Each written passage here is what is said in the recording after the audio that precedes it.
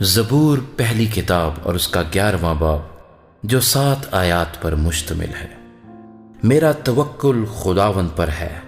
تم کیوں کر میری جان سے کہتے ہو کہ چڑیا کی طرح اپنے پہاڑ پر اڑ جا؟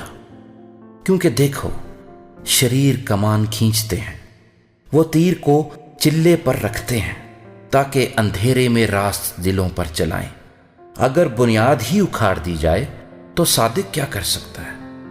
خداوند اپنی مقدس ہیکل میں ہے، خداوند کا تخت آسمان پر ہے۔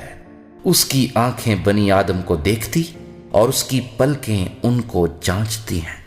خداوند صادق کو پرکھتا ہے، پر شریر اور ظلم دوست سے اس کی روح کو نفرت ہے۔